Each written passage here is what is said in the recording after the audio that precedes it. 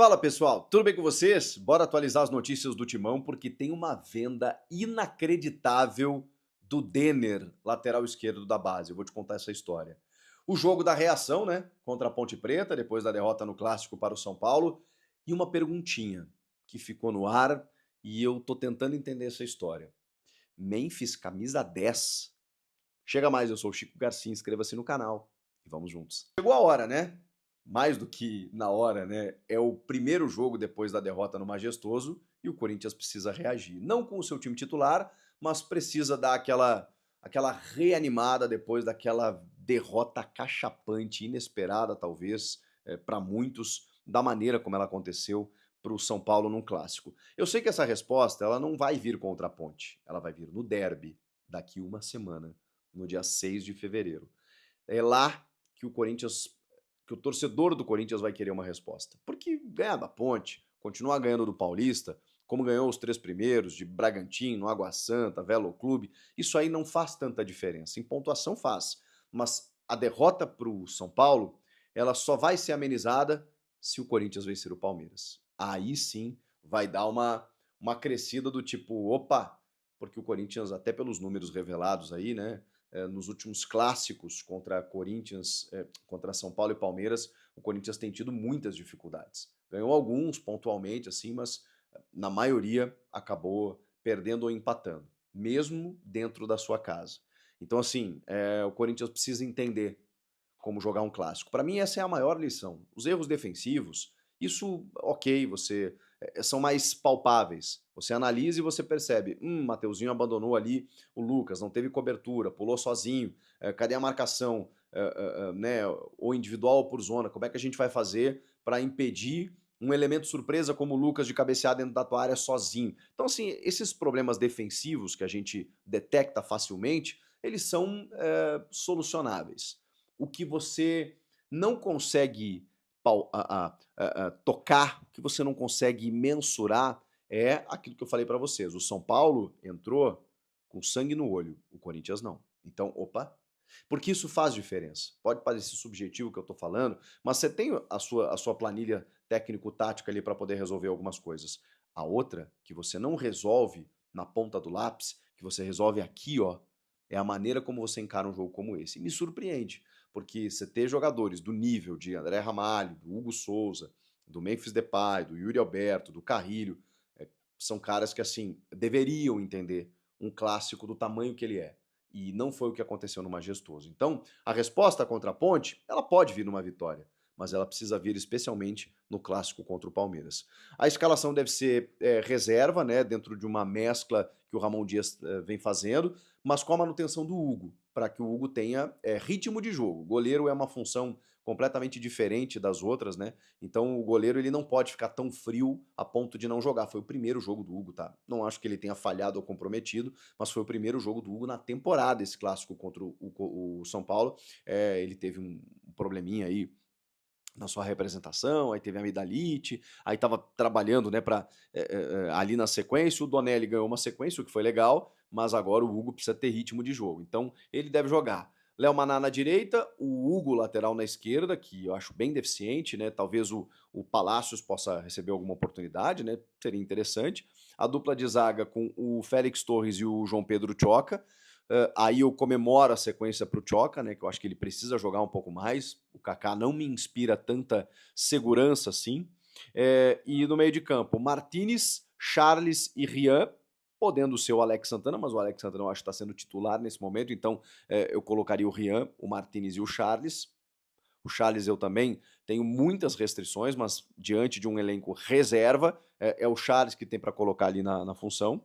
Ou você joga com Alex Santana e Rian, mas aí o Rian tem sido titular e está com uma sequência forte. Então acho natural ele preservar o Alex Santana. Com o Thales Magno fazendo aquela função mais por dentro, né, vindo de trás, o Romero e o Hector Hernandes, ou o Pedro Raul. Né? Então esse é o time reserva alternativo, que é um time suficientemente bom para bater a Ponte Preta, mesmo jogando fora de casa, mesmo no Moisés Lucarelli. Eu acho que dá para você conseguir jogar bem, fazer o seu resultado e tal. E em termos de tabela, não é tanta necessidade assim. O Corinthians foi muito bem ganhando as três primeiras. É mais para dar uma nova resposta depois do que aconteceu no último clássico. Gente, vamos falar de uma situação que é inacreditável. O garoto Denner tem 16 anos, lateral esquerdo, fez o primeiro gol do Corinthians na final da Copinha contra o São Paulo e um senhor gol. Ele domina de perna esquerda, ele avança, ele espera o tempo correto, ele corta, né, o defensor, e ele espera o tempo correto de perna direita, ele afunda o goleiro com a bola no alto. Uma frieza tremenda, muita qualidade, o Denner, lateral esquerdo do Corinthians. Só que tem um problema. Ele tem contrato até o fim de 27.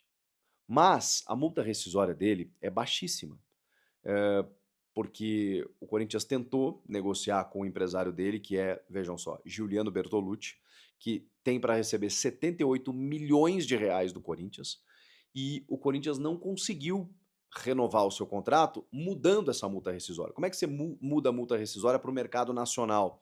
Você tem que aumentar o salário dele, porque se o salário dele se mantém como está, a multa é calculada pelo salário. 2.000 vezes esse salário gera uma multa. Só que como o salário é baixo, você tem que renovar para aumentar o salário e poder aumentar a multa. Se você não faz isso, a multa segue baixa. E a multa seguindo baixa, qualquer clube vem aqui, deposita e leva. Isso é lei pela FIFA. Você deposita a multa, você levou. E a gente está falando de 10 milhões de reais para uma joia, uma das principais joias da base alvinegra. É um absurdo isso, gente. É um absurdo. Tudo bem esse contrato ele existir até esse momento, mas ele não pode mais existir nesse molde depois da copinha que o moleque fez, depois de tudo que se fala desse moleque já há algum tempo. É papo de chamar o empresário e dizer, vamos resolver. Só que é aquela história. Como o Corinthians tem um rabo preso, como o Corinthians tem uma dívida estratosférica com um empresário, que é justamente o empresário desse cara, não consegue. Não consegue porque é interesse do empresário também negociar o jogador para fora, de uma forma prematura, alguns milhões de euros, por menor que seja para o clube, entram com uma comissão muito boa para o empresário está na dele, está fazendo o negócio dele e fazendo o jogo duro com o clube que lhe deve. Então essa essa é a consequência, esse é o reflexo, é o impacto quando você não negocia bem, quando você tem amadorismo na sua gestão, quando você não tem profissionalismo, quando você comete alguns erros a ponto de ficar refém de algumas situações. E é isso, não é de hoje. Corinthians está refém de alguns empresários. E nesse caso, culminou justamente do menino Denner ser agenciado pelo empresário que detém o maior crédito junto ao Corinthians, né? Que é justamente esses 78 milhões de reais. Cara, tem que resolver. A diretoria do Corinthians teria que resolver. Olha, nós estamos te devendo isso, nós vamos resolver, mas assim, uma coisa é uma coisa, outra coisa é outra coisa. O Denner precisa aumentar o salário dele, renovar para a gente aumentar a multa e segurar ele por aqui pelo menos mais um tempo. Mas não. Ao que tudo indica, o Corinthians não está conseguindo fazer isso. E ao poder perder ele para o mercado nacional por 10 milhões de reais, que qualquer clube hoje, e lateral esquerdo, é artigo de luxo no mercado, tá? Artigo de luxo. Então, qualquer clube depositando 10 milhões de reais leva. O que o Corinthians está fazendo? Está negociando de forma antecipada ele para fora, mesmo sem o valor adequado. Porque esse moleque valeria muito mais daqui para frente. Mas, nesse momento, está encaminhando uma venda para o Chelsea por 8 milhões de euros. A gente está falando de um lateral, de uma das promessas da base do Corinthians, uma função extremamente carente hoje, de um menino muito promissor, que tem 16 anos, que obviamente só vai se transferir quando completar 18, mas por 8 milhões de euros. Diante de um futebol muito inflacionado, diante de cifras malucas que os clubes estão pagando, isso é nada. Isso é um pastel e um refrigerante, gente. Isso é troco de bala. O Vitor Reis, eu sei que o Palmeiras não é muito parâmetro nesse momento, porque elevou a régua muito para cima, né, com tudo que vem fazendo na base, mas vendeu o Vitor Reis por 35 milhões de euros. E aí o Corinthians estaria vendendo um lateral dos melhores já surgidos nos últimos tempos por 8 milhões de euros, podendo chegar a 12 milhões e meio com algumas metas estabelecidas, né? Mais 4 milhões e meio de euros, mas o fixo é 8 milhões de euros. 16 anos e ele só se transferiria ao chegar aos 18. É surreal que o Corinthians esteja refém de um empresário a ponto de rifar uma base, um jogador da base tão promissor como o Denner. que é primo do Gabriel Magalhães, inclusive, que é bem torcedor do Corinthians, zagueiro do Arsenal e da seleção brasileira. Bom, gente, para fechar, eu trago mais informações na sequência a respeito disso, tá? Dessa venda do Denner. O Fabinho Soldado foi no Podpah, lá na rapaziada do Podpah, contou a carreira dele, falou da chegada dele ao Corinthians, se esquivou de algumas perguntas, né, que os meninos fizeram lá sobre reforços e tudo mais, sobre Pogba, só que aí ele se entrega, né? Pô, não teve nenhum oi, ele falou, não, tem um oi do atleta, tem um oi pra gente, né, aquele jeito do Fabinho falar e tal, né, mais travadão, assim e tal. Falou que o Memphis está ajudando muito nesse processo, tudo que a gente já falou aqui, tá? Não tem nenhuma novidade. Nem coloquei na manchete desse vídeo para não fazer clickbait com vocês aí, né? Meu Deus, Fabinho Soldado falou sobre o Pogba. Não falou nada que a gente já não soubesse. Que há uma aproximação, há uma conversa, tudo que vocês já sabem, e que depende agora, e isso ele nem falou, isso é um complemento meu, depende de uma operação financeira aí para trazer o jogador, mas ele fala, em outras palavras, estamos sempre atentos a grandes jogadores, a grandes oportunidades e tal, então se tiver oportunidade para trazer um jogador como esse, claro, pô, é óbvio, não sei o quê e tal, então ele não confirma, mas ao mesmo tempo dá indícios de que conversas existem, que é tudo que a gente já falou para vocês, depende de muita coisa, não tem nenhuma atualização, isso que eu queria dizer. Agora, tem uma pergunta que me chamou muito a atenção do Igão pro Fabinho Soldado. Tá rolando um papo aí, o Memphis vai ser camisa 10 e aí o Fabinho dá uma travada. Ele meio que... É uma situação que a gente precisa entender melhor. Eu falei, oi? É uma situação que a gente precisa entender melhor? E aí os meninos até percebem, né? Eles falam assim, opa...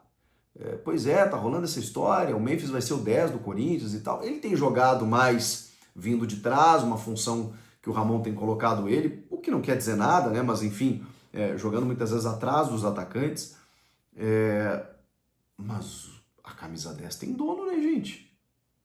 Eu sei que o Memphis é o grande jogador, eu sei que o Memphis, na seleção da Holanda, ele usa 10, né?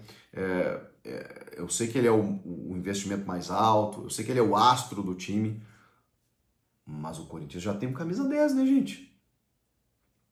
Ou estava no contrato do Memphis que ele tinha que ser camisa 10? No segundo ano, ou depois de um tempo? Não sei. O Memphis hoje usa 94, que é o seu ano de nascimento, né? Se eu não me engano. E ok ele querer usar 10, mas a 10 tem dono, né, gente? E o cara tá voltando, que é o Rodrigo Garro. Vão tirar 10 do Garro mesmo? Uma coisa é você tirar do Matias Rojas. Tipo, dá ela aqui. Outra coisa é você tirar do Rodrigo Garro. Mesmo que seja para dar para o Memphis Depay. Me chamou a atenção. O Soldado não negou, mostrou até um certo desconforto com a pergunta e indicou que pode acontecer. Será? O que vocês acham? Comenta aqui. Inscreva-se no canal, eu volto na próxima ou a qualquer momento com mais informações. Valeu, gente! Até mais.